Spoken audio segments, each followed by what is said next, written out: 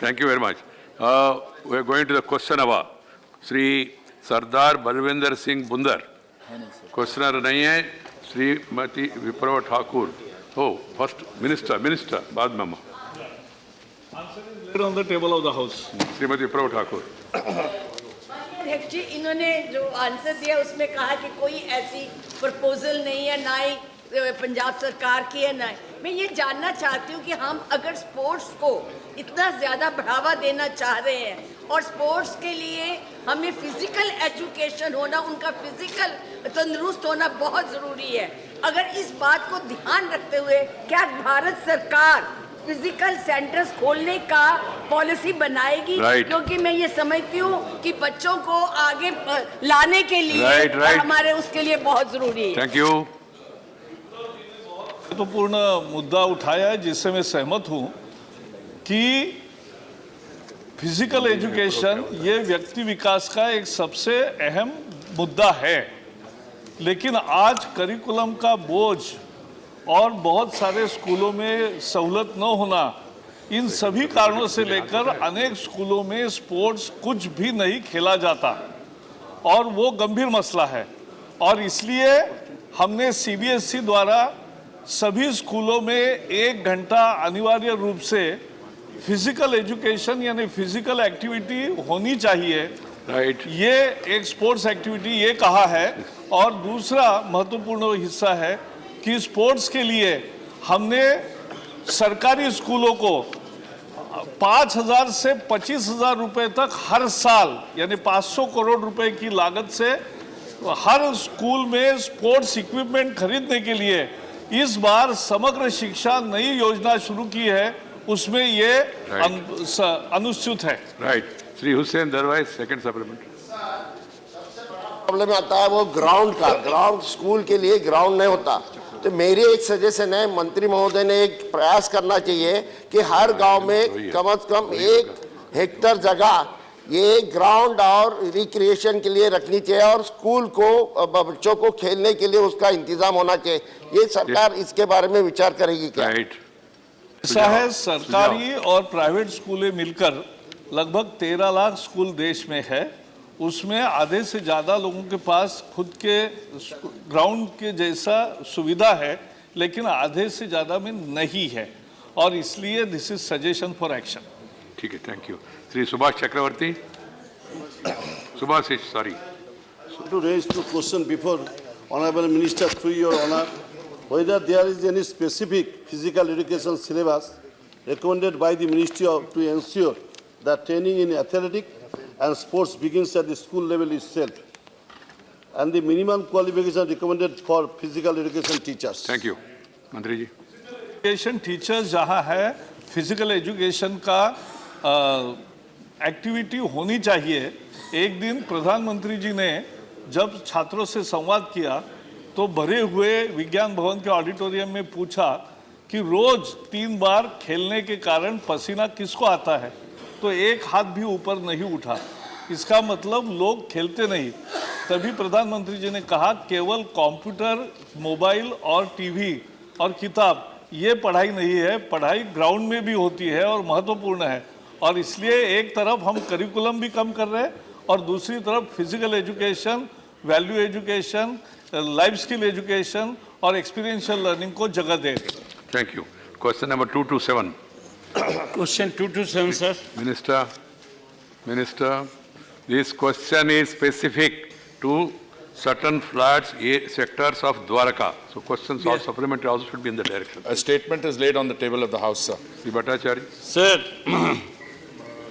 in this lower income group housing pocket, which have almost 10,000 plus residents, don't have any primary health center. The government hospital have far away from the society. Only the beyond the reach, the private hospital situated in this area. I like to know from the Honorable Minister. The reply has been given to us, but quoting the DDA, Delhi Development Authority, that there is a primary health center. But where is that primary health center? Right. For the 10,000 people, do you think that primary health center if at all? Right. Minister, can it provide all of them? Minister, is there a primary health center? Where is it? Simple. There is a primary health center. Sir, Sector 23B, Dwarka, is a fully developed DDA colony. It has a primary health sector, parking space, markets, and is accessible. Let me inform the honorable member that Sector 23B is very close to Pochanpur village. It also has access in terms of metro stations 10 and 21 of Dwarka, which are less than 1 kilometer distance, in fact, about 500 meters distance. So I think I would be very happy to take the honorable member and show him the development. 23B. Right, good. I'd be very happy to escort Good him effort. there and Both of show you him can the thing. travel. I have a Second map of the supplementary. area. I'd be very happy to show. Puri ji, please. See, the problem with the ministers is they have been starving, not getting an opportunity to explain. So they are getting time now. They want to take more time. Information, sir. One day I met the Honorable Minister, he was kind enough, talked to me, and he has given the instruction to DDA, What is the Vice supplementary? Chairman, to talk with these people, affected people. But unfortunately, the discussion did not take place yet. I would like to know from the Honorable Minister when the Delhi Development Authority will start talking with the beneficiaries. Right. Let me assure the honorable member that the Vice Chairman DDA has been meeting residents not only of Dwarka 23B, but also Rohini and all others on a regular basis. I have been personally. Now, your request for this thing. Please. Bhattacharya ji, that's not the way, please. You already met him. No, Sir, that is not. Sir, I greatly respect. Bhattacharya ji, please cut and then go to the next question. I greatly You can't do respect that. the honourable member's desire to question. speak to the VCDDA. I have Srimati- satisfied myself Srimati that Shanta the honourable Chetty, member Mantri has ji, spoken to the Vice Chairman Minister, DDA. But if he wants a Mr. Puri, supplementary meeting. Mr. Puri, you are able to hear me or not? Yes. When the chair says something, it must be respected by everyone, including the ministers. This is not going on record. Srimati Shanta Chetty. Will the Minister of Housing and Urban Affairs be pleased to state there No, are put your supplementary. If you go on news making reports speech, then that what can I do? says DDA flats for economically weaker section category were allotted to the people who had applied for flats under the lower income groups category. The allotted flats are smaller in size. Whether the government is aware of these such reports, if so, the action taken by the government in Right. this regard, and the total number of unused flats lying with the DDA at present. Right, ma'am. And what Wait, one does minute. the government You can't have intend 2, 3 with the- supplementaries, only one supplementary. Okay, thank you, sir. You know the rules also. No? Honorable Chairman, I want to assure the honorable member that I have personally interacted with those who were allotted those flats, and I want to place on record that the schemes were advertised in newspapers and information regarding plinth area and tentative cost was indicated in the schemes. So for anyone to claim that they were allotted a smaller size as against a bigger size which they had applied for is factually incorrect. Yes, we keep getting complaints still from people who, after they were advised to go and look at the plinth area and satisfy themselves, feel that the flats are perhaps Right. smaller than they anticipated. They have come up with a number of requests. Some of these include a desire to reimburse the, some expenditure. These flats were costed in a scientific manner. Right, There's no right. Thank you. 228. Question. Direct ji? Yes, sir. Please. Direct over here. Sir, first supplementary is a short supplementary. Second one is long. Sir, when this Right to Education Act was brought, the BPL families were supposed to become first-generation learners. That was one of the objectives. Sir, my question to the minister is whether the national informatics had the promise was made, the assurance was given that the national informatics would develop a software which would make it easier for BPL families to enroll for the Right to Education Act. What is the update on Right. this software, if any? Right. This is a specific technical issue which I'll definitely inform the member with Right. full information. Second supplementary. supplementary is related to the answer which has been laid on the issue of, I'm reading, education is a subject in the concurrent list. And most of the reasons where the minister or the ministry could not supply all the answers is because they're saying the state government did not supply or has to supply. So if education was firstly only put onto the concurrent list in 1976, the broader issue, does this government, and we don't want to get into the politics or the controversy of that, does this government, to help the federal structure, are they open to the idea of putting education back onto the current concurrent list? Minister. राय है और एक सुझाव है, लेकिन मैं दो बातें स्पष्ट करना चाहता हूं कि राइट टू एजुकेशन के अंदर जो गरीब छात्रों को प्रवेश देते हैं, 2014 में लगभग 20 लाख छात्रों को प्रवेश कुल मिला के इसमें पढ़ रहे थे। अब इस साल 17-18 में 33 लाख छात्र पढ़ रहे हैं। तो एक minute sir, he cannot dictate me how I can answer. Please. Sir, ऐसा नहीं है, you are a senior he member. cannot dictate me how I should answer. you. But I am answering him. Please, quickly. अभी इसमें many states have to declare, because it is the state domain, state government have to notify कि how much fees will be reimbursed per student to the private schools. What about the suggestion? 1 minute. 22 states have notified the rate, but in West Bengal, no notification has been issued. Sri Anubhav Mohanty. Thank you, sir. 22 Please. states have issued. Sir, as per Right Anubhav to Mohanty. Education Act, the economically weaker Please, section please. students are entitled to take admission in private schools. So through you, I want to ask the question to Honorable Minister is, whether any monitoring mechanism been built in respective states with public representatives to see that it is being implemented fully, and what is the amount that has been spent by different states Right. respectively, especially during the last 2 years. Right. Thank you, sir. I said in last 4 years, the number of students learning under this scheme has improved by 50%.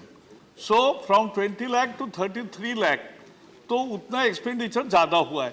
But main problem is that the states do not give full information on three things. Number one, how many students are learning in private schools? So therefore, what is the 25%? And then whether the 25% have been filled or not. Today there are 2,44,000 private schools, out of which 6,000 are minority schools, for which there is no reservation of this EWS. And remaining schools, we have asked umpteen times the states the full information which we have not received. So Right. we are improving the UDIs for this. But let me tell you, 22 states have notified the rates and they are implementing. In other states, there is no rate notified. Next admissions don't supplementary, take Dr. place. Ashok Bajpai. मैं मान्यवर आपके माध्यम से माननीय मंत्री जी से जानना चाहूँगा कि कमज़ोर आय वर्ग के बच्चों को जो पब्लिक स्कूल हैं और मिशनरी स्कूल हैं, जहाँ काफ़ी बढ़ी हुई फीस बच्चों से ली जाती है, ऐसे स्कूलों में कमज़ोर आय वर्ग के बच्चों का प्रवेश नहीं होता। कई तरह के बहाने बनाकर वहाँ का प्रबंधन ऐसे बच्चों को वापस कर देता। क्या माननीय मंत्री जी इन विद्यालयों की जो निर्धारित छात्र संख्या है उसमें कितने प्रतिशत कमजोर आय वर्ग के बच्चों के लिए आरक्षित किए गए, इसकी सूचना वहां बाकायदा उसे विद्यालय में लगाकर, ताकि कमजोर आय वर्ग के बच्चों की जो संख्या है वो निर्धारित हो सके, उनमें उनके प्रवेश हो सके। यह अच्छा सुझाव है कि स्कूल के यहाँ नोटिस बोर्ड पर लगना चाहिए कि कितने स्टूडेंट्स ईडब्ल्यूएस कैटेगरी में आए। It's a suggestion for action. Right. Doctor Narendra Singh Yadav, Singh नहीं, Narendra Yadav. Sir, according to Section 12C of RTA Act 2009, it is mandated that all private unaided schools must admit in class 1 at least 25% of the strength of children belonging to weaker section and disadvantaged groups. Right. Sir, I am appalled to see that from the Annexure 2 I'm appalled to see that not even a single student from weaker section and disadvantaged strata have been admitted for the last 3 years in Andhra Pradesh, Arunachal Pradesh, Haryana, Himachal Pradesh, Right. No. Punjab. You can't, Kerala. as a member, you can't say number of states. Let him minister. No, but this is, I'm quoting from the... That's what you have to ask supplementary. You can't read the answer. No, my supplementary question correct me, is, sir, sir. this is making mockery of a very good scheme, and what action is being taken against these That's right. states? Minister. We have written umpteen times to states who are not doing this and where the admissions are not taken place, because this is absolutely against the spirit of the law. And therefore, we are emphasizing 15 states have issued per child cost norms for reimbursement. There only admissions are happening, and the expenditure of reimbursement, which was 250 crore rupees in 2014-15, is now 1,345 crore this last year. Okay. This is the Next progress. question, 2 to 9. Minister. Fine. नहीं, मंत्री जी, questionnaire नहीं है, जवाब देना आप। हाँ, मेरे यहाँ सभी क्वेश्चनर नहीं है, ना हो तो answer is laid on the table of the house. Right. Shri Veer Singh ji. राष्ट्रपति महोदय, मैं आपके माध्यम से माननीय मंत्री से पूछना आप लोगों चाहता का हूं ऊपर इतना भरोसा है, कि उनको उत्तर चलेगा पूर्वी नहीं। क्षेत्र के साथ साथ पूरे देश में जो प्राथमिक शिक्षा है, जो प्राथमिक स्कूल हैं, उसमें ज्यादातर सर्व समाज के गरीबों के साथ साथ अनुसूचित जाति जनजाति के बच्चे पढ़ते हैं। मैं माननीय मंत्री से यह पूछना चाहूँगा, क्या उन प्राइमरी स्कूलों में, प्राथमिक शिक्षा विद्यालयों में क्या कक्षा 1 से अंग्रेजी पढ़ाने की व्यवस्था आप सुचारू करेंगे या नहीं, या करेंगे तो कब तक? राइट। मंत्री जी। ये क्वेश्चन नॉर्थ ईस्ट के बारे में है, अलग है। एक, और नॉर्थ ईस्ट में स्कूलों के लिए क्या किया है, ये प्रश्न है। Agreed. और इसलिए नेशनल अचीवमेंट सर्वे ने हर जिले का लर्निंग आउटकम्स के आधार पर जो स्थिति है वो नॉर्थ ईस्ट के सभी राज्यों को बताई गई है कि भाई अपने जिले की ये स्थिति है, शिक्षा की स्थिति, और इसमें सुधार करने के लिए क्या प्रयास होना चाहिए। Right. Question number 230 Vijaypal Singh ji. जी सर, माननीय सभापति महोदय, मैं आपके माध्यम से माननीय मंत्री जी से एक प्रश्न जानना चाहता हूं कि जो मलिन बस्तियां हैं, इनके लिए एकीकृत आवास स्लम विकास कार्यक्रम चल रहा था, इसको बढ़ाकर 12 से 31 मार्च 17 तक किया गया था, लेकिन अभी भी 30% मलिन बस्तियां ऐसी हैं जहां न पीने का पानी है, न शौचालय है। क्वेश्चन तो मैं जानना चाहता हूं, क्या इस योजना को आगे बढ़ाने का कोई योजना है, कार्यक्रम है, ताकि गरीब लोगों को आवास की सुविधा हो, शौचालय हो और पानी। Right. Minister, question has to be specific and answer has to be more specific. Mantri ji. Sir, a statement has been laid on the table of the House, but let me respond to the honorable member. Supplementary. Sir, the Jawaharlal Nehru NURM was launched in 2015, in 2012, December. It was extended up to, it was launched in December 2005. It was extended up to December 2012. Then the subsequent, the projects which were still in pipeline and had not been completed were extended and work continued under them till the schemes of the present government kicked in. And those kicked in June 2015. So the work on in situ slum development of the Pradhan Mantri Awas Yojana took over the work of the JNNURM under the BSUP, or the Basic Services to Urban Poor, and the Integrated Housing and Slum Development Program. So the work has been done. The figures that we have for Pradhan Mantri Awas Yojana incorporate the work done on the previous government scheme carried out after 2014. Second supplementary, if any. महोदय, 31% मलिन बस्तियों में शौचालय की अभी व्यवस्था नहीं है। स्वच्छ भारत अभियान का बड़ा वो चला है, तो मैं जानना चाहूँगा कि उसके लिए कुछ स्लम बस्तियों में कोई सार्वजनिक शौचालय की व्यवस्था करने की कृपा करें। Sir, we are constructing community and public toilets not only in slums, also providing individual household toilets, for which our targets are for community and public toilets 5 lakhs. We have almost completed the delivery of those targets, including in individual household toilets. All this is being done under different flagship programs, and I can assure the honorable members that not only are the toilets being constructed, but we have largely met the targets which were due. Thank you. Sri Ravi Prakash Verma.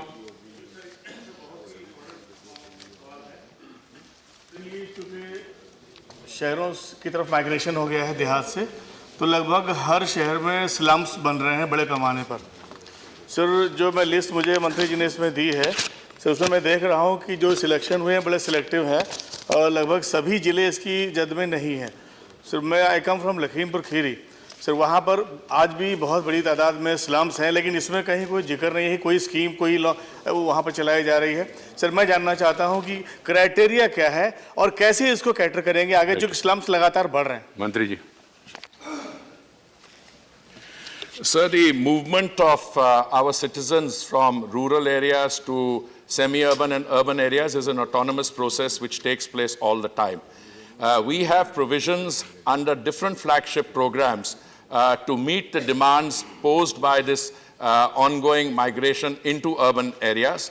The issue of the in situ slum rehabilitation, let me give you the example of Delhi. We have the Katputli colony where 2,800 occupants of the colony have been temporarily relocated and they will be brought back to the redevelopment program. We have several others in Delhi, but if you have a question on a particular state, I'd be very happy to supply the figures. It is for every state government which has to do this. Sri Anil Desai. A very elaborate answer with the help of all charts has been given by the Honorable Minister under IHSDP, where 877 towns and cities were covered. The plan has been extended, the progress is being taken. It is earlier extended to 31st of March 2012, it is extended to 15 and then up to 17. But whatever has been given, the answer, if we go by, the pace of construction of the houses seems to be going down and down considerably. It has. I would like to ask the Honorable Minister through you, sir, that considering the pace which has gone down, whether the target which was to be achieved, will that be, I mean, the department will be successful in achieving the target? And secondly, houses to all. By 2022, the ambitious project of ambitious program of Honorable Prime Minister, can that be achieved considering the scenario what is going on, even though the lot of projects have been undertaken under PMAY? Thank you, sir. Thank you. Kumari. I would like to inform the honorable member that the demand which we had seen for the total number of homes to be constructed was about 100 lakhs to be completed by 2022, so that every Indian citizen, no matter where he or she lived, could have a home of their own with the title in the name of the lady of the house. As against the demand projected and validated of 1 crore homes, we have already sanctioned 68,71,126. The number of houses which have been grounded for construction are 36,64,824. The number of houses completed is 13,40,172. Typically, Mr. Chairman, what happens is, Honorable Chairman, what happens is it takes a little time for the land to be identified, since the land is being provided by the state. After that, the approvals are granted. We are granting approvals to something like 300 to 500,000 per month. I am very confident that the scheme which is to be completed by 2022 will in fact be exhausted by 2019, well before 2020. Right. Kumari so this Shailja. is moving at a very fast pace. Okay, Kumari Shailja, third supplementary. Thank you, sir. Sir, you yourself have held this ministry and you know the details of every scheme. So there are two components. One, as the minister has just answered in great detail about the housing component. It's very ambitious. I don't see much progress on the ground, but perhaps it does take long. But I hope whatever the targets are, they'll be met, because it doesn't seem that much has been done on that front. But the other component, sir, is the slum development. Now, there are 100 smart cities and as well as the Amrut program. and 93 cities are overlapping. So apart from these 100 cities, what is the government doing about the slum development in the rest of the towns? Right, Ma, I please don't see start. much. Honorable Chair, the Ministry of Housing and Urban Affairs has been very fortunate not only to have the chairman of this august house heading it, but also the honorable member has been a part of the senior management of the ministry. There is actually, in terms of the targets being met, what happens is that the delays initially, this is a scheme which started in June 2015. It takes 15-18 months to acquire the land. Get the land. Once you sanction it, then after the houses have been grounded, even the grounding figure that we have is already at the level of 36 lakhs. And it takes 12 to 15 months after being grounded. So Right. I'm 100% confident that What well about before slums, 2020, slums? when it comes to slums, it is a very simple situation that these issues of providing water, connection and sewage treatment, septage, etc. is being covered under Amrut, which covers 500 cities. Amrut is well on the way to being implemented, and we are confident it will be completed by 2020. But Amrut does not cover all urban areas. Amrut covers roughly about 65% of the urban space. So there are about 35% of our urban areas thank which will you. have to be covered by a subsequent scheme, I believe Amrut Plus. 231, Srimati Vandana Chavan. Sir, question 231. Minister, सभापटल पर रख दिया गया है. supplementary, ma'am. In the reply which has been provided, it has been said that the central government pursues the state government and the union territories to regularly monitor the childcare institutions and provides financial assistance to the states and union territories. Sir, considering the fact that children per se and people with disabilities, especially children with disabilities, is a very special component of the community, I wish to know whether the government feels it necessary that the entire data relating how many children with disabilities are housed in these homes, their needs, whether it needs Right. to be monitored. Please, Minister. Mantri ji. माननीय सभापति महोदय जी, माननीय सदस्य की संवेदनशीलता की मैं सराहना करना चाहता हूं. आदरणीय सदस्य के द्वारा जो प्रश्न रखा गया है, महिला एवं बाल विकास मंत्रालय के द्वारा और एक्ट में भी ये ऐसे जो जरूरतमंद बच्चे हैं उनके लिए प्रावधान किया गया. सरकार के द्वारा उनके लिए योजनाएं भी चलाई जा रही हैं. मानसिक रूप से या शारीरिक रूप से जो दिव्यांग बच्चे हैं, ऐसे दिव्यांग बच्चों के लिए विभाग के द्वारा अतिरिक्त वित्तीय सहायता ऐसे बाल गृहों को, विशेष गृहों को उपलब्ध कराई जाती है, जिससे कि उनके लिए श्रवण यंत्र, बैसाखी, व्हीलचेयर और बाकी सुविधा उनको दिलाई जा सकें. इसके साथ ही साथ बाल सुरक्षा सेवा योजना में 10,48,000 रुपये का प्रावधान एक यूनिट, जिसमें 10 ऐसे दिव्यांग बच्चों के लिए उनकी अलग अलग तरह की व्यवस्थाएं करने के लिए दिए जाते हैं. धन्यवाद. Second supplementary. Specific whether the central government feels the need to keep the data. Anyway, sir, my second question is that from the reply again, it shows that the central government provides only infrastructure to these homes. My question is, there are especially needs of a special doctor or a special attendant to some special children. I have seen a small child, Please, sir, question. with muscular dystrophy, and the poor child did not have specialized services. So doesn't the government feel that that is absolutely Mantri ji. necessary? Not just the infrastructure, but special services. Medical service के बारे में.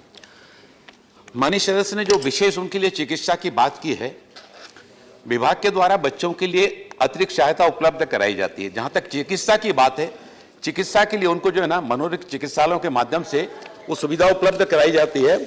और इस संबंध में मैं कहना चाहता हूं कि दिव्यांगजन सशक्तिकरण जो विभाग है, उस दिव्यांगजन सशक्तिकरण विभाग के द्वारा दीनदयाल दिव्यांगजन पुनर्वास योजना बनाई गई है. इस दीनदयाल पुनर्वास योजना में और बच्चों के लिए मंत्री जी ऐसा करिए, बाद में माननीय सदस्य को आप बुलाइए, आपस में चर्चा करके वो जो स्पेसिफिक सवाल पूछ रहे हैं उसका क्या निराकरण समाधान हो सकता है उसके बारे में देखते हैं। माननीय सभापति महोदय, मैं उसी पर आ रहा हूँ। नहीं, अभी आने की जरूरत नहीं। जया जी, जया जी प्लीज। नहीं, टाइम का सवाल है ना, अदरवाइज नहीं, आप प्रयास कर रहे हैं समग्र ये देने के लिए, मगर I want to ask a very specific question. What is the idea of putting children with disabilities and children who have a conflict with law in the same house? Does this not create tremendous problem to especially handicapped children? And how does the government, decide to sort this out? You can't put these two categories in the same shelter. मंत्री जी, जो सदस्य जिनको हिंदी मालूम है और मंत्री हिंदी भाषा का इलाका है तो हिंदी में बोले तो समय बच जाएगा। कोई आदेश नहीं, ये सुझाव है, अदरवाइज उनको भाषांतर सुनना पड़ेगा फिर बाद में समान। आगे आगे। माननीय सदस्य के द्वारा ऐसे बच्चों को जो अलग अलग रखे जाने की बात कही गई है, सरकार का ये सोचना है कि बच्चों को एक साथ रखने से उनके अंदर समता और समरसता की भावना, और वो जब सामान्य बच्चों के साथ रहते हैं तो उनके अंदर किसी तरह का कॉम्प्लेक्स ना आने पाए और भी सामान्य बच्चों के साथ में और वो बाकी सारी सुविधाएं प्राप्त करते हुए एक साथ आगे बढ़ने के लिए, और उनको भी सामान्य बच्चों की तरह जो है ना जीवन में आगे बढ़ने के अवसर मिलना चाहिए। आपका जो आप वहां देखिए, मतलब बोलिए, सिर्फ वही बच्चे जो है ना, सिर्फ केवल वहां पर आपराधिक बच्चे नहीं रखे जाते हैं, बल्कि सब तरह के बच्चे महिला बाल विकास मंत्रालय के द्वारा हमारा मानना ये है कि बच्चे बच्चे होते हैं और उनको जो है ना बाकी बच्चों के समान उनके अंदर अगर दिव्यांगता है भी तो वो दिव्यांगता को उनके जीवन में कमी ना आने पाए और उनको जीवन में आगे बढ़ने के लिए अवसर मिले, इसलिए उनको सामान्य बच्चों के साथ में रखने के सरकार के द्वारा प्रयास। श्रीमती छाया वर्मा,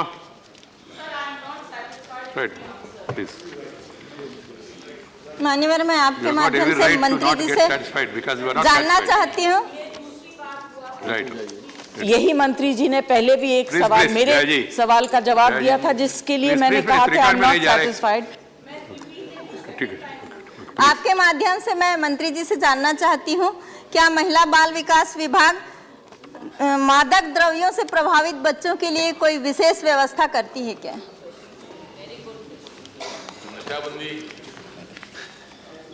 देखिए, आपने जो बात कही है, उन बच्चों की काउंसलिंग की जाती है, ऐसे बच्चों की, और काउंसलिंग करके इस तरह की प्रवृत्तियों से दूर करके और उनके अंदर भी संस्कारों को लाने के लिए विशेषज्ञों की सलाह इसके लिए ली जाती है केंद्रों में। श्रीमती कहकशन परवीन। बहुत बहुत शुक्रिया सभापति महोदय। माननीय मंत्री जी ने अपने उत्तर में कहा है कि जेजे एक्ट की धारा 52 के अनुसार राज्य सरकार विशेष जरूरत वाले बच्चों के लिए आवश्यकता के आधार पर विशेष सेवाओं का प्रदान करने वाले किसी भी घर को बाल गृह के रूप में नामित करेगी। तो मैं माननीय मंत्री जी से ये जानना चाहती हूँ कि आपने जो डाटा पेश किया है, उस डाटा में गोवा में जो संपक्ष गृह है वो विशेष गृह है, वो असंपक्ष से विशेष गृह की जो संख्या दी गई है, गोवा में 000 है, अंडमान और निकोबार में भी 0 है, दादरा नगर हवेली में भी 0 है। जी, सवाल क्या तो हमारा ये कहना है कि ये आंकड़े करंट के हैं या पहले के हैं? अगर करंट के हैं तो इसमें संख्या क्यों नहीं है, मैं ये जानना चाहती हूँ। माननीय सदस्य के द्वारा आंकड़ों के संबंध में जो जानकारी की बात कही गई है, महिला बाल विकास मंत्रालय स्वयं ये आंकड़े एकत्रित नहीं करता है, राज्य सरकारों से आंकड़े की जानकारी ली जाती है और राज्य सरकारों से जो आंकड़े उपलब्ध कराए गए हैं वो यहाँ पर जानकारी दी गई। ठीक है, नेक्स्ट क्वेश्चन डॉक्टर विकास महात्मे 232। धन्यवाद चेयरमैन सर। Question number 232। मंत्री जी, उत्तर सभापति पर रखा गया। सप्लीमेंट्री 1। सर, मैं आपके माध्यम से ये जानना चाहूँगा कि धनगढ़ और धनगर एक ही होने के नाते क्या अनुसूचित जनजाति का यानी शेड्यूल ट्राइब का आरक्षण का लाभ धनगर कम्युनिटी को दिया जा सकेगा? ठीक, मंत्री जी। इनका प्रश्न था कि धनगर कम्युनिटी के बारे में कोई स्टडी हुआ है क्या? 2005 में tribal research training institute Pune एक रिपोर्ट दिया जिसमें धनगर जो महाराष्ट्र का शेड्यूल में आता है वो ओरांव का एक सब कम्युनिटी है और धनगढ़ जो एक अलग कम्युनिटी है, ये उसका रिपोर्ट है। तो इसलिए इसके ऊपर में ये जो रिपोर्ट है वो ओरांव का एक सब कम्युनिटी के हिसाब में है। Second supplementary. सर, मैं आपके माध्यम से ये मंत्री महोदय जी से पूछना चाहूँगा कि सरकार काम कर रही है, लेकिन मैं ये जानना चाहता हूँ कि यह आरक्षण का लाभ कैसे दिया जाएगा धनगर कम्युनिटी को, इसके बारे में सरकार की सकारात्मक सोच है। मंत्री जी। सर, राज्य सरकार और भारत सरकार के बीच में पत्राचार चल रहा है। अगर ये ठीक सेटराइट हो जाएगा तो इनको आगे मिल सकता है। ठीक है, थैंक यू। 233 श्री संजय राउत। 233 से मंत्री जी। वक्तव्य सदन पर रख दिया। सप्लीमेंट्री 1। सभापति महोदय, बहुत से देशों के विदेश मंत्री हिंदुस्तान में आते हैं, जाते हैं, चर्चा होती है, लेकिन आज के माहौल में जब फ्रांस के विदेश मंत्री हिंदुस्तान में आते हैं तो अपने आप में एक महत्व प्राप्त होता है। जिस तरह की चर्चा चाहे राफेल हो और भी बातें हैं। Question please. हाँ, आपने कहा है इस क्वेश्चन में कि उच्चतम न्यायालय द्वारा दिए गए निर्णय के पश्चात राफेल सौदे अथवा और किसी मुद्दे पर चर्चा नहीं हुई, लेकिन कोई सर्वोच्च न्यायालय की रोक तो नहीं थी चर्चा करने में। बंद कमरे में चर्चा हो सकती थी, हो गई होगी, लेकिन मैं उसका ऊपर सवाल नहीं पूछूंगा। लगता है आप लोग पूछना चाहेंगे। नहीं, आपका सवाल क्या है? वो क्या सवाल पूछना, आप ही सलाह देंगे क्या? ठीक है मंत्री जी। नहीं, मेरा मिनिस्टर। मंत्री जी। सभापति जी, जो संजय जी ने कहा संजय सर्वोच्च न्यायालय के कारण चर्चा नहीं रुकी। आपका प्रश्न है कि क्या हम दोनों के बीच इस बारे में चर्चा हुई? चर्चा नहीं हुई, इसलिए नहीं हुई कि उस दिन सुबह ही सुप्रीम कोर्ट का निर्णय आया था और उसको देखकर वो बेहद खुश थे, तो उन्होंने एक आनंद जरूर प्रकट किया, लेकिन चर्चा की आवश्यकता ही नहीं समझी। इसलिए मैं ये कह रही, इसीलिए मैंने यहाँ लिखा कि उसी दिन, ये भी संयोग था, 15 दिसंबर को जब वो मुझसे बात कर रहे थे, उससे पहले ही 10 बजे मेरी और उनकी मुलाकात थी, उससे पहले निर्णय आ गया था। तो उन्होंने, वैसे भी उनके साथ कोई विषय नहीं था चर्चा का, लेकिन वो शायद करना चाहते, तो मैं तैयार थी करने के लिए, लेकिन क्योंकि उसी दिन निर्णय आया तो वो केवल खुशी थे और अपनी केवल खुशी प्रकट कर रहे थे, इसलिए कोई चर्चा मेरे और उनके बीच रफाल के बारे में नहीं हुई। Second supplementary. मैंने सवाल नहीं पूछा। Second supplementary please. You are interested please, time है। सर, मैंने ये सवाल पूछा ही नहीं था सर। ओके, आप क्या सवाल पूछना चाहते हैं बताओ ना। आप क्या पूछना चाहते हैं? नहीं सर, देखो सर, उस वक्त एक जो घोषणा हुई है कि first Indo French fund for developing script for को प्रोडक्शंस। हिंदुस्तान की फिल्म इंडस्ट्री बहुत बड़ी है, बॉलीवुड है, हिंदी। नहीं, सवाल please, otherwise I have to go to the other question. और रीजनल फिल्म इंडस्ट्री भी बड़ी फिल्म इंडस्ट्री है। ये जो स्क्रिप्ट डेवलपमेंट की जो बात है, उसमें दोनों देशों में ऐसी कौन सी व्यवस्था है स्क्रिप्ट का चयन करने के लिए, को प्रोडक्शन करने के लिए, और उसके लिए क्या सरकार ने कोई व्यवस्था दोनों तरफ से बनाई है? ये मेरा पहला सप्लीमेंट। नहीं, एक ही सप्लीमेंट होता है। दूसरा सप्लीमेंट है मेरा, दूसरा सप्लीमेंट मेरा है sir, if you don't want answer that's power project के बारे में। संजय राउत जी प्लीज बैठ जाइए। दो देशों में क्या चर्चा हुई? जैतापुर हमारे महाराष्ट्र के एक ही सप्लीमेंट्री होता है, एक सप्लीमेंट्री का बहुत ही महत्वपूर्ण विषय है। ये दो मेरे सवाल है। राइट, एक सवाल को पहला जवाब सवाल है, ये उनका दूसरा सवाल भी बहुत ज्यादा महत्वपूर्ण है, मैं जरूर उसका जवाब देना चाहूंगी क्योंकि सदन भी चाहेगा जैतापुर के बारे में जानना। जहाँ तक फिल्मों का सवाल है, मेरे से मिलने से एक दिन पहले वो मुंबई गए थे, जहाँ उन्होंने पूरे बॉलीवुड के लोगों के साथ भी बात की थी और सीएम महाराष्ट्र के साथ भी बात की थी। तो सरकार के स्तर पर बेशक से कोई इस तरह की चीज़ नहीं है, लेकिन cultural people to people exchange हमारा एक विषय ज़रूर होता है। लेकिन बम्बई जाकर के बॉलीवुड के लोगों से और महाराष्ट्र के चीफ मिनिस्टर से उन्होंने इस बारे में चर्चा की थी।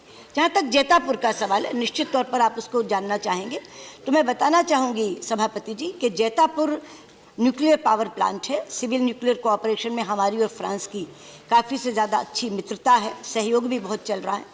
जैतापुर पावर प्लांट के बारे में 22 मार्च 2016 को इंडिया और फ्रांस के बीच में हस्ताक्षर हुए थे। फ्रांस की तरफ से EDF और भारत की तरफ से NPCIL इसको देख रहे हैं। और मुझे ये भी सदन को बताते हुए खुशी है कि इस जैतापुर पावर प्लांट के तहत 6 EPR यूनिट्स बनने हैं। हर यूनिट अपने आप में 1650 मेगावाट का होगा। और सभापति जी, जिस दिन ये जैतापुर न्यूक्लियर पावर प्लांट बनकर इंस्टॉल हो जाएगा, उस दिन ये 10 गीगावाट का वर्ल्ड का सबसे बड़ा न्यूक्लियर पावर प्लांट कहा जाएगा। अभी इसमें जो प्रगति हुई है, 22 मार्च 2018 को, जिस समय फ्रांस के राष्ट्रपति मैक्रों यहाँ आए थे, तो एक industrial way forward agreement sign हुआ था। और अभी जब राष्ट्रपति, ये विदेश मंत्री जी अब जब यहाँ आए, तो उनके साथ भी मेरी काफ़ी बड़ी चर्चा जैतापुर के बारे में हुई थी। और इंडस्ट्रियल वे फॉरवर्ड एग्रीमेंट जो साइन हुआ था, उसकी हमने समीक्षा भी की थी। इसमें 2 चीज़ें हैं। एक तो हम ये चाहते हैं कि जो समय यूनिट का रेट तय हो, वो रेट हमारे लिए अच्छा रेट होना चाहिए हमारे लोगों के लिए, जिसके बारे में अभी चर्चा चल रही। उससे भी बड़ी बात है, एक रेफरेंस न्यूक्लियर पावर प्लांट बनना है फ्लेमनविल में, जिसे आप जब अर्बन एंड हाउसिंग डिपार्टमेंट में थे तो आप ज़्यादा बेहतर तरीके से जान सकेंगे कि जैसे कभी कोई बिल्डर अपने फ्लैट बेचता है तो पहले एक मॉडल फ्लैट बनाता है ताकि लोग आकर के देखें। उसी तरह का कि फ्लेमनविल न्यूक्लियर पावर प्लांट बनना है, उसको फंक्शनल तौर पर हम देखना चाहते हैं। तो उसके बाद हम बढ़ेंगे आगे। एक बार वो ये हमें दिखा दें, उसके बारे में जो हमने समीक्षा की उसमें तारीखें वगैरह तय हो गई हैं। लेकिन जैतापुर पावर प्लांट भारत और फ्रांस के बीच में एक बहुत बड़ा सिविल न्यूक्लियर कॉर्पोरेशन का धन्यवाद। Shri Anand Sharma ji. So the Honorable Minister in Para 3 of her reply has said that the two sides reviewed the broad gamut of the multifaceted India-France strategic partnership. She has also just now commented about the nuclear cooperation and the Jaitapur plant which is coming up. I would like to know, because the strategic cooperation and partnership between India and France is important, we recognize, but that includes the defense component. In 2016, an intergovernmental agreement has been signed between India and France. I'll speak louder. The two sides, as part of the defense and strategic cooperation, have signed an intergovernment agreement for the direct purchase of 36 Rafale jet fighters. On 10th of April 2015, the joint statement I would like to refer to. No, question. Since, because question. the You Foreign can't go Minister, on my reading question all- is specific. Ah. It refers to the meeting between our Honorable Prime Minister, Shri Narendra Modi, and the then French President Hollande.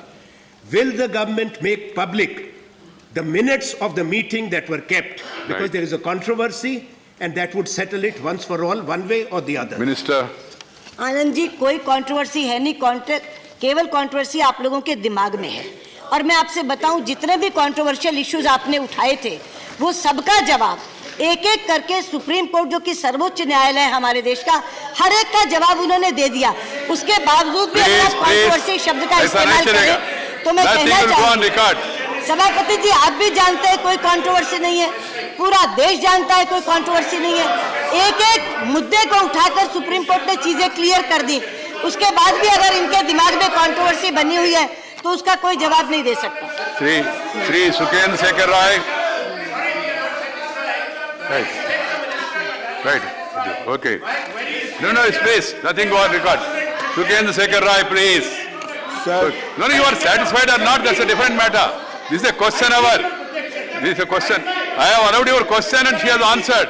It cannot be to your satisfaction. Please. Mr. Shekhar Rai. The Honorable Sukendra Shekhar Rai, please. Minister, Shekhar Rai, this is not going on record.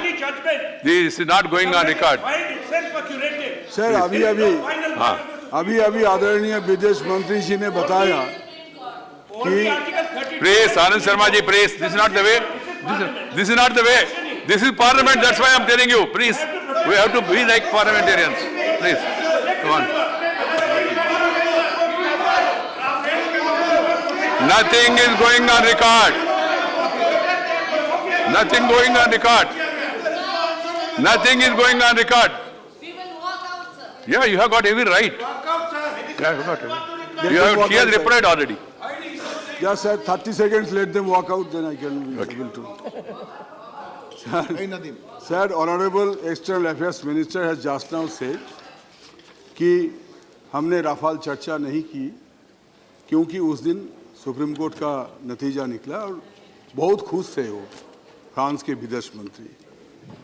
मेरा सवाल है, क्या खुश इसलिए थे कि Indian जो private company को कॉन्ट्रैक्ट दिया गया उसके बारे में सुप्रीम कोर्ट कोई जांच के निर्देश नहीं दिया, इसलिए खुश थे क्या? यही मेरा सवाल है। राइट, मंत्री जी।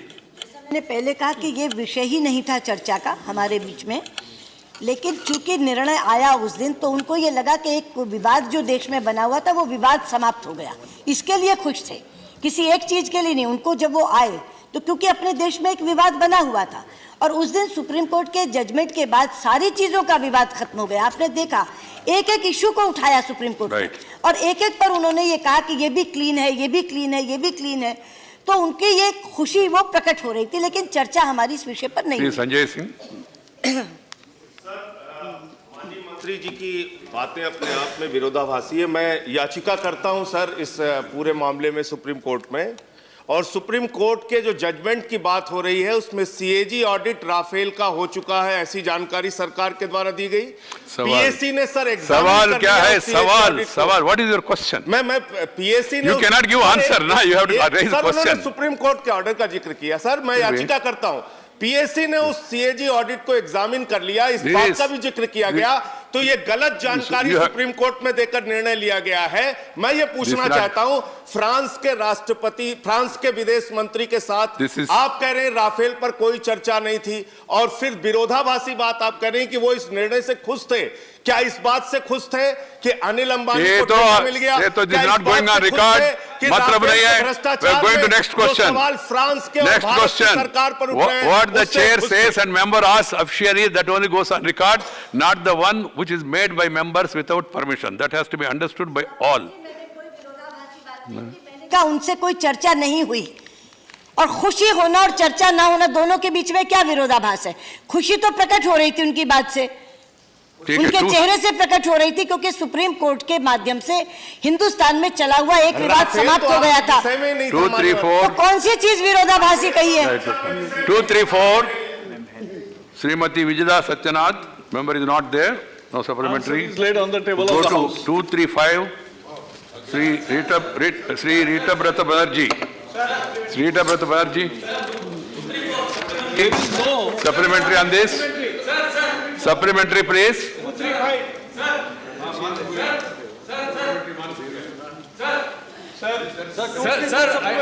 You please sit down. I have not called you. Please sit down. You call him. Honorable Chairman, sir. Please sit down. Honorable Chairman, sir. Honorable Minister replied,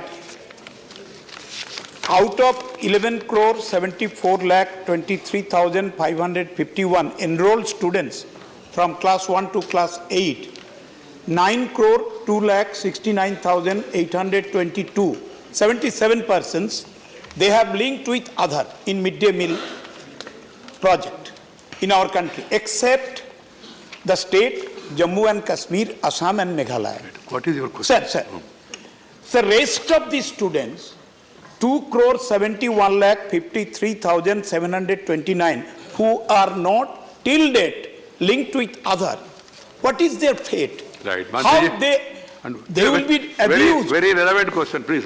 How they will be?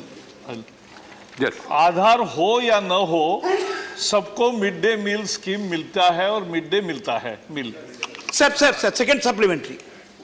Sir, Honorable Minister has said, sir, आपको second supplementary मिलता नहीं। You are not the question here. एक बार आप allow करने तो sir हम करेंगे। 235 हो गया, 236 Sri R.L. Punia. Puyal Punia. Honorable member is not there. Supplementary, nobody is there. Then we go to be laid on the table. Right. 237 Muhammad Nadimul Haq. Sir, question number 237. Yes. Next. Supplementary one, Nadimul ji. Sir, my first supplementary is, sir, whether it is a fact that the rehabilitation schemes for sewers and septic tank cleaners does not include female workers, and also whether the definition of manual scavengers given by the government excludes a large number of other sanitation workers such as those who are cleaning drains? Right. Mantri ji.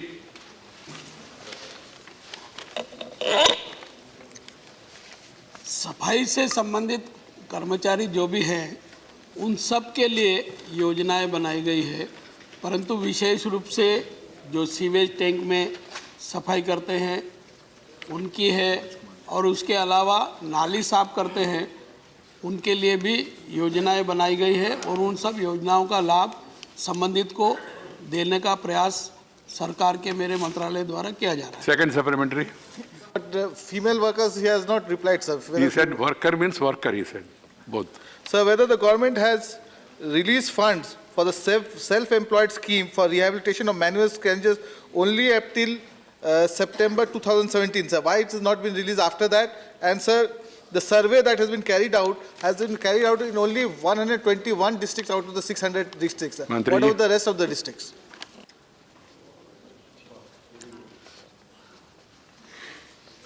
सभापति महोदय, ये सर्वे का काम दिसंबर 2013 में जो सफाई कर्मचारियों से संबंधित हाथ से मेला ढोने वाली प्रथा को समाप्त करने वाला कानून बना था, तब से प्रारंभ हुआ था, और 2014 दिसंबर तक की अवधि उसके लिए थी. कई राज्यों में इसका सर्वे हुआ है, सर्वे के आंकड़े भी हैं. मैं अगर उन आंकड़ों का उल्लेख करूं तो अभी तक 39,485 लोग ऐसे पाए गए जो सफाई कर्मचारी के रूप में काम करने वाले हैं. उनको हमने रिहेबिलिट करने की कोशिश की है. उसमें से 27,699 को पुनर्वासित कर दिया गया है. इसके अलावा 13,587 लोगों को स्किल ट्रेनिंग देकर के आर्थिक सहायता भी दी है.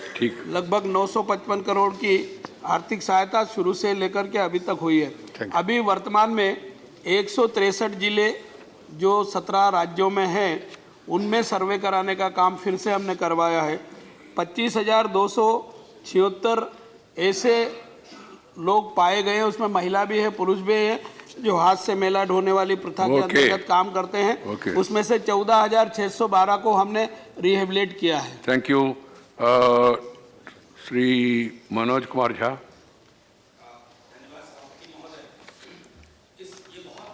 मसला है कि मैनुअल स्कैवेंजिंग एक्ट के बावजूद सर एक प्राइवेट मेंबर रेजोल्यूशन भी लिस्टेड है मेरा कल के लिए.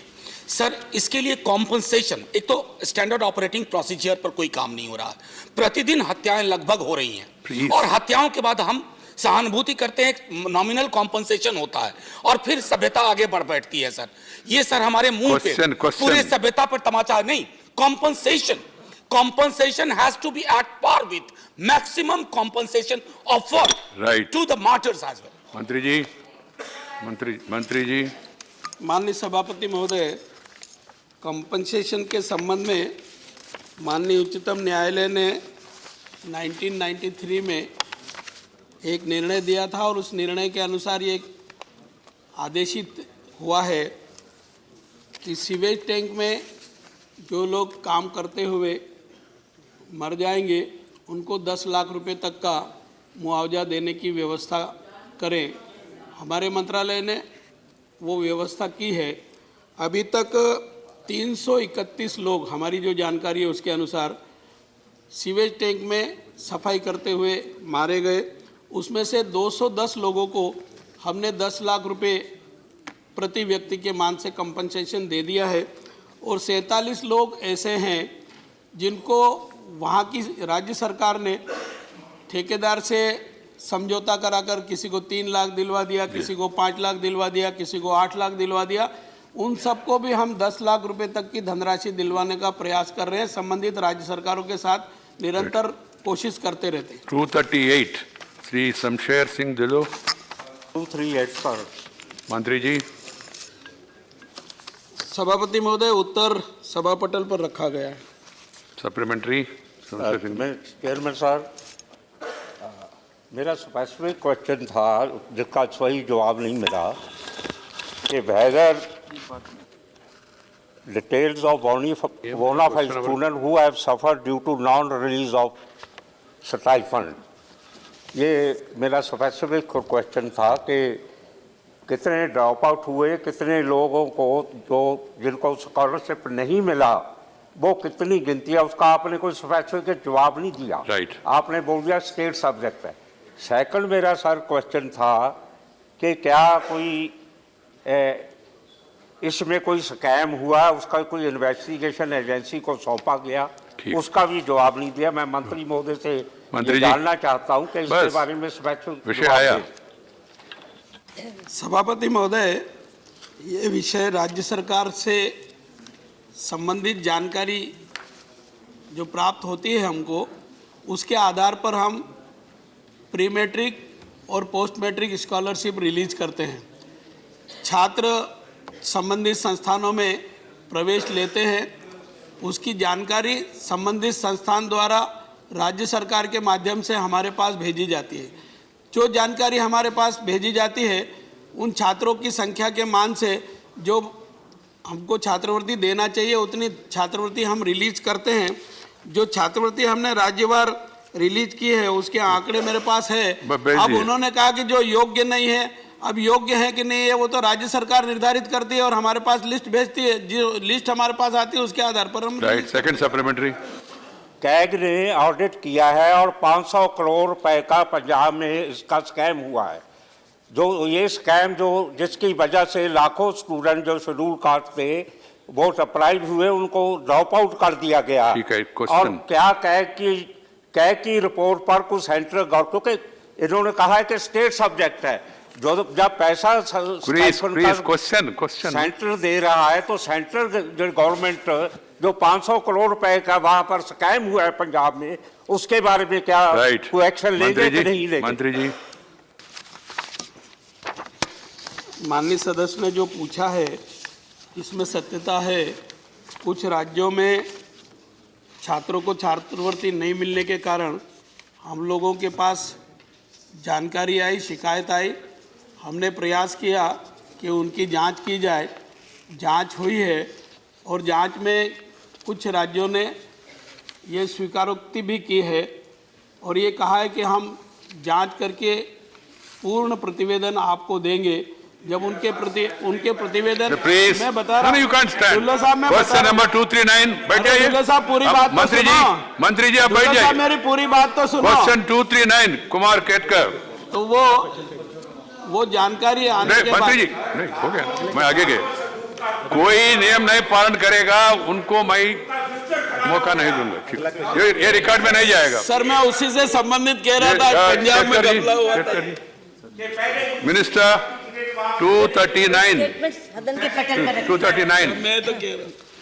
There are hundreds and thousands of people from India who have traveled to England and migrated to England on Portuguese passport, mainly from Goa, and many of them are not elite kind of migrants. They are technicians and they are teachers. So what is your question, please? The question is, if the Brexit forces them to leave the country and come back to India, what is our approach to the massive migration that सभापति जी, please मंत्री जी, Brexit की प्रक्रिया अभी पूरी नहीं हुई है।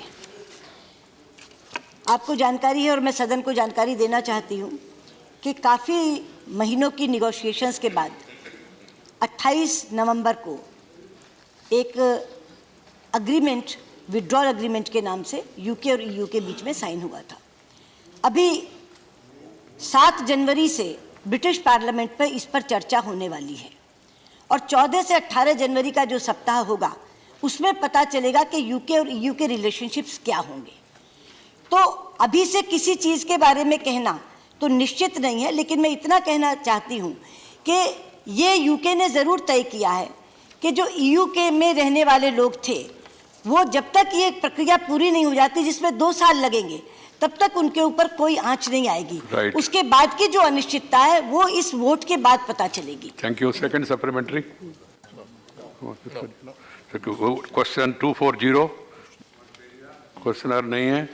Supplementary answer मंत्री जी। Statement is laid on the table of the House, sir. Thank you.